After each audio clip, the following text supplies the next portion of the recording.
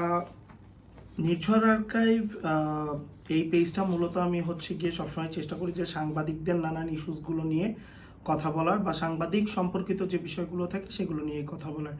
এর ধারাবাহিকতায় আমরা রাজনীতির সাথে সম্পৃক্ত এমন সাংবাদিকদের নিয়ে বারবার বিভিন্ন বিষয় নিয়ে কথা বলছি। এখানে জামাতপন্থী ছিল, বিএনপিপন্থী ছিল, এনসিপিপন্থী ছিল, আওয়ামীপন্থী ছিল।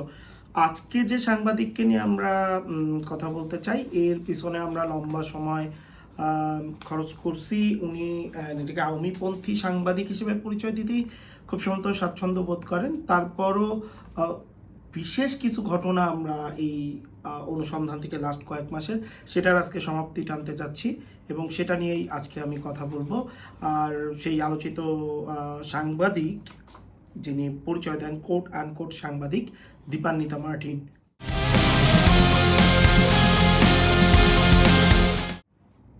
ওকে, সো দীপান্বিতা মার্টিন সম্পর্কে আমি বলার জন্য আমাদের যে অনুসন্ধান সেগুলো আমি পয়েন্ট আকারে লিখে নিয়ে আসছি, লম্বা পয়েন্ট। আমি সব বলবো না, হয়তো বা সব কিছু দেখানো সম্ভব না। এই ঘটনা বা এর সম্পর্কে যদি কারো কোনো তথ্য প্রমাণ দরকার হয়, কোনো যেহেতু পুরো ঘটনার পর আমরা একটা কনক্লুশনে যাব, অবশ্যই সেক্ষেত্রে আমরা সেগুলো ছবি, ভিডিও, কোনো সংস্থার বা দেশের স্বার্থে যদি কারো প্রয়োজন হয় দেশ সংস্থাগুলোর, সেক্ষেত্রে আমরা তাদের প্রোভাইড করব অবশ্যই। সো তিনি দীপান্বিতা মার্টিন নামে পরিচিত। ওনার আসল নাম হচ্ছে রোজালিন দীপান্বিতা মার্টিন। মূলত গোপালগঞ্জের কোটালীপাড়ার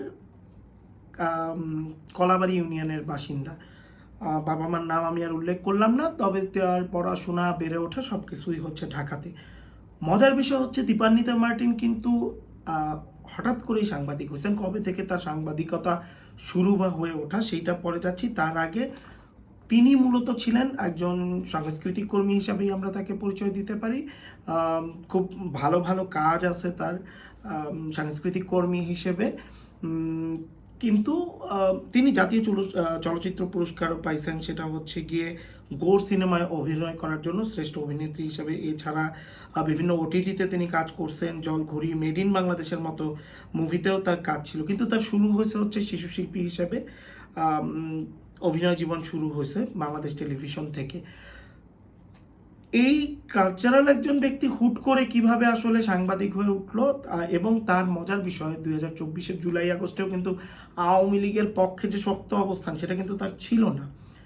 3 আগস্ট থেকে হচ্ছে গিয়ে সে খুব সফটলি আসলে আওয়ামী লীগের জন্য পোস্ট দেওয়া শুরু করছে। সেটাও আসলে খুব বেশি যে আসলে আওয়ামী লীগ পন্থী বলা যায় তা না, তবে তার এছাড়া যেটা পাওয়া যায় সেটা হচ্ছে যে সে খুব আলোচিত গ্রুপ কালচারাল, যে আওয়ামীপন্থী সাংস্কৃতিক কর্মীদের যে একটা কুখ্যাত হোয়াটসঅ্যাপ গ্রুপ ছিল আলো আসবে, উনি সেটাতেও ছিল।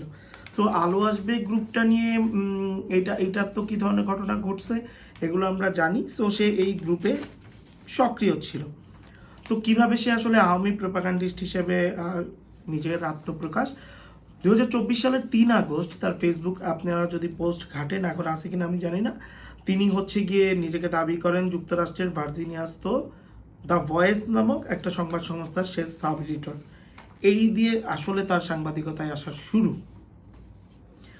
তো দীপান্বিতার আগে আমি বারবার বলতেছিলাম যে তার কোনো ওইভাবে ভূমিকা নাই। 5 আগস্টের পর মূলত উনি আওয়ামী প্রোপাগান্ডিস্ট হিসেবে হাজির হন, বিভিন্ন পোস্ট শেয়ার শুরু করেন। প্রথমে ইউনূস সরকারের আমলে, এমন না তিনি শুরুতেই সাংবাদিকতা শুরু করছে, বিভিন্ন পোস্ট, রিলস, আওয়ামীপন্থী প্রোপাগান্ডা ভিডিও, যেগুলো বেশিরভাগ সময় ফেক ইনফরমেশন ছিল, এইগুলো দিয়েই মূলত তার হচ্ছে গিয়ে সাংবাদিকতায় আসা। তো এই ঘটনার আমি হচ্ছে গিয়ে তার আশাগুলোকে পার্ট বাই পার্ট একটু বলার চেষ্টা করতেছি। ধরেন সেপ্টেম্বর 2024-এর পর থেকে মূলত সে বিভিন্ন অনলাইন অ্যাক্টিভিস্ট, আওয়ামীপন্থী ব্যক্তি, শেখ হাসিনা, সজীব ওয়াজেদ জয়, তাদের প্রচার করা বিভিন্ন কন্টেন্ট, সেগুলো হচ্ছে ফেসবুক পেজ, এইগুলো হচ্ছে গিয়ে প্রথমে শেয়ার করা শুরু করলো। এবং ইন্টারেস্টিংলি ভারতের বিভিন্ন ব্যক্তিরও সে পোস্ট শেয়ার করা শুরু করলো, যেগুলো হচ্ছে বাংলাদেশ বিরোধী। এবং মজার বিষয়, 2025 সালের মানে প্রথম 25 দিনে, একদম 2025 সালের মানে জানুয়ারির 25 দিনে সে শতাধিক কন্টেন্ট শেয়ার করছে, যেগুলো হচ্ছে সব সরকার বিরোধী এবং এর মধ্যে বেশ কিছু গুজব ছিল, এর মধ্যে প্রোপাগান্ডা ছিল, ব্ল্যাক প্রোপাগান্ডা ছিল, মিক্সড প্রোপাগান্ডা ছিল, বিভিন্ন ধরনের প্রোপাগান্ডা সে শেয়ার করে। এরপর সে জানুয়ারির 2000 মানে জানুয়ারি থেকে, এটা 2025 সালের জানুয়ারি থেকে বঙ্গকথা, বাংলা কথা, বিজয় গাথা, বাংলাদেশ আওয়ামী লীগের official Facebook page, Bangladesh insider, সম্মিলিত সংস্কৃতি পরিষদ, public parliament, the political drama, Bengal I নামক বিভিন্ন ফেসবুক পেজে হচ্ছে গিয়ে উনি হচ্ছে বিভিন্ন ইস্যুজে আওয়ামী লীগের বিভিন্ন গেস্ট, আওয়ামী লীগের পক্ষের গেস্ট, এদের আইনা হচ্ছে টক শোর মতো করে শুরু করলো। এই সব প্রোগ্রামে কারা অংশগ্রহণ করতো? আওয়ামী লীগের বিভিন্ন অঙ্গ সংগঠনের পলাতক গুরুত্বপূর্ণ নেতারা ছিলেন, আওয়ামীপন্থী বুদ্ধিজীবীরা ছিল, অনলাইন অ্যাক্টিভিস্টরা ছিল, গণমাধ্যম ও সাংস্কৃতিক কর্মী ছিল, সাবেক সরকারি আমলা ছিল, এবং স্পেশালি বারবার তাকে দেখা গেছে যে ভারতের বিভিন্ন সাংবাদিক, তারপর হচ্ছে গিয়ে নিরাপত্তা বিশ্লেষক, হ্যাঁ, মানে তার মতে নিরাপত্তা বিশ্লেষক, তাদেরকে না বিভিন্ন ইস্যুতে তিনি টক শো শুরু করলো এবং এটা ফেসবুকের পাশাপাশি ইউটিউবেও প্রচার শুরু করলো। তো আমরা এইখান থেকে কিছু নাম আইডেন্টিফাই করলাম যে কাদের তিনি সবচেয়ে বেশি আনতেছেন।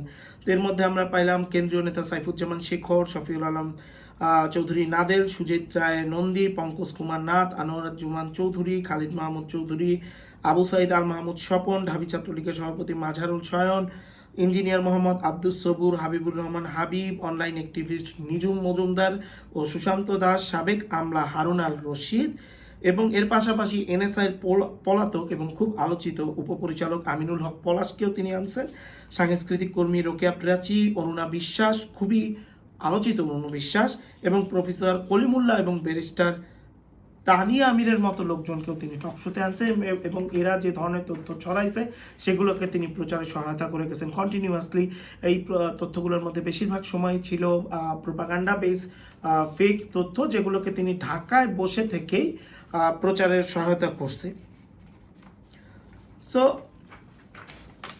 এইগুলো তো তার পরিচয় গেলে, এবার আমি আসি একটু মূল পার্টে, কেন আজকে তাকে নিয়ে এত আলোচনা। আমরা এই অনুসন্ধান যখন চালাইতে গেলাম তখন অফলাইনে আমরা তার অনলাইন এবং অফলাইন দুই জায়গায় একজন ব্যক্তির সঙ্গে খুব ঘনিষ্ঠ যোগাযোগ পাইলাম, যে ব্যক্তির আসলে আকার আকৃতি বা সব কিছু দেখে দক্ষিণ এশিয়ান মনে হলেও তাকে দক্ষিণ এশিয়া মানে বাংলাদেশি মনে হচ্ছিল না।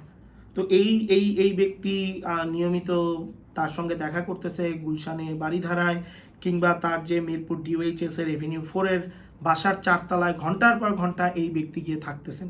তখন আমরা ক্রস চেক করার চেষ্টা করলাম এই ব্যক্তি কে, এবং এই ব্যক্তি ক্রস চেক করে আমরা যেটা পেলাম উনি ভারতীয় হাই কমিশনের একজন কর্মকর্তা। আমি তার পদবি এই মুহূর্তে বলতেছি না, যেহেতু কূটনৈতিক একটা বিষয় এখানে চলে আসছে, বাট উনি ভারতীয় হাই কমিশনের গুরুত্বপূর্ণ একজন কর্মকর্তা, এবং আমরা ধারণা করতে পারলাম যে উনি এই কর্মকর্তার কাভারেই বাংলাদেশে কাজ করতেছেন। কেন মনে হয়েছে, এর সঙ্গে দেখা হওয়ার পর থেকেই দীপান্বিতা মার্টিনের অনেক পরিবর্তন, বিভিন্ন গেস্ট, টক শো, বাংলাদেশ বিরোধী বিভিন্ন তথ্য, শুধুমাত্র সরকার না, সে সরকার বিরোধী তথ্য দিতে গিয়ে বাংলাদেশ বিরোধী বিভিন্ন তথ্য শেয়ার করছে, বাংলাদেশের নিরাপত্তা বিঘ্নিত হয় এমন তথ্য শেয়ার করছে।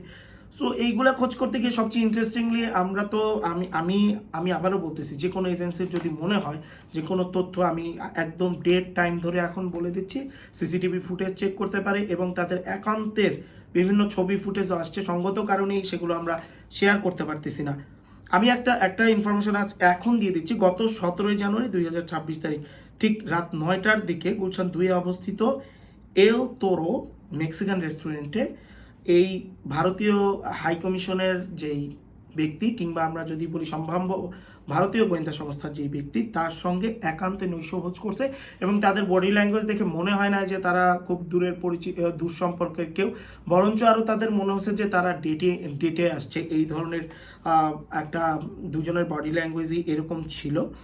সো এইটারও যথেষ্ট তথ্য প্রমাণ আছে, এবং আমি তো সময় বলেই দিলাম। এছাড়া দীপান্বিতা মার্টিন গত 6 ফেব্রুয়ারি 2026 তারিখের, আমি বাংলাদেশের মানুষের বোঝার জন্য সহজ টাইমগুলো বলতেছি, 8:30-এর সময় গুলশান 2 এলাকায়, 22 এপ্রিল 2026 তারিখ 9টার দিকে বাড়িধারা ডিওএইচএস এলাকায়, 22 জুলাই 2026 তারিখ 6:30 থেকে রাত 10টা 10 পর্যন্ত ওই কর্মকর্তার যে বারিধারার বাসায় সেখানে অবস্থান করছে এবং এইটার সিসিটিভি ক্যামেরার ফুটেজ আশেপাশের প্রত্যেকটা বিল্ডিং, ওই বিল্ডিংয়ের সব জায়গায় এবং আরও অনেক কিছুই পাওয়া সম্ভব।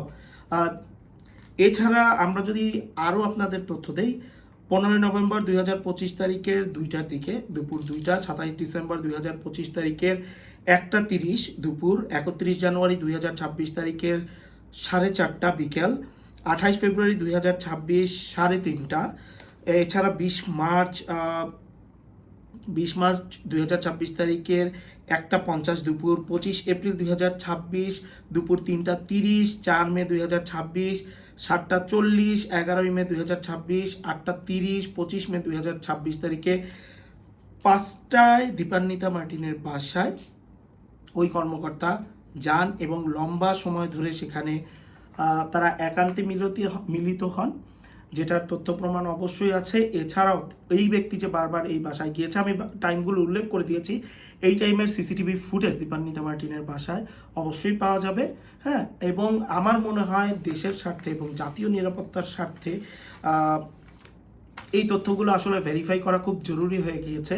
দীপান্বিতা মার্টিন যদি তার যদি মনে হয় যে তিনি বিরোধী মতের জন্য আসলে কথা বলতেছেন, বা সেটা একটা হিসাব, বিরোধী মতেরও নানান বিতর্ক রয়ে গেছে, আওয়ামী লীগের জন্য তিনি কিভাবে কথা বলতেছেন, কিভাবে তথ্য প্রচার করতেছেন সেটা একটা বিষয়, কিন্তু তিনি যদি বিরোধী মতের পরিবর্তে তিনি মুখে বলতেছেন বিরোধী মতের তথ্য প্রচার করতেছেন, কিন্তু দেশের জাতীয় নিরাপত্তার জন্য তিনি ঝুঁকি তৈরি করতেছেন, একজন বিদেশি নাগরিকের হয়ে তিনি বাংলাদেশে বিভিন্ন ধরনের গুজব প্রচার করতেছেন, তিনি প্রোপাগান্ডা ছড়াইতেছেন, তাহলে এই বিষয়টা ভয়াবহ রকম একটা অন্যায়। এমন হতে পারে যে আওয়ামী লীগের অনেক নেতাকর্মীও হচ্ছে গিয়ে এই ধরনের ঘটনার মধ্যে পড়ে গেছেন, তারাও হয়তোবা বুঝতেছেন না, তারা দীপান্বিতা মার্টিনের ব্যাকে যিনি আছেন তার প্ররোচনায় বাংলাদেশ বিরোধী অবস্থান নিচ্ছেন, বাংলাদেশে বিভিন্ন সেন্সিটিভ তথ্য তারা শেয়ার করতেছে। সো আমার কাছে আমি আবারও বলতেছি যে দীপান্বিতা মার্টিন সম্পর্কে এখন আমি পর্যাপ্ত তথ্য দিয়ে দিছি তার, এবং আমি অন্তরঙ্গ সময় কাটানোর কথা এই কারণেই বলতেছি যে এইটার পর্যাপ্ত তথ্য প্রমাণ আমার হাতে আছে। পর্যাপ্ত যেটা তথ্য প্রমাণ বলতে যা বোঝানো হয়, ছবি, ভিডিও, আমি রেস্টুরেন্টের কথা উল্লেখ করছি। সো যে কোনো এজেন্সির আমার মনে হয় এইটা এখন হাই টাইম বাংলাদেশ বিরোধী যে সকল ষড়যন্ত্র হচ্ছে এবং এই ধরনের ষড়যন্ত্রে যারা অংশগ্রহণ করছে তাদের কাছ থেকে আসলে তথ্যগুলো সংগ্রহ করা উচিত, যে বাংলাদেশে কি ধরনের ঘটনা ভারত এই মুহূর্তে ঘটাইতে চাচ্ছে দীপান্বিতা মার্টিনকে ইউজ করে।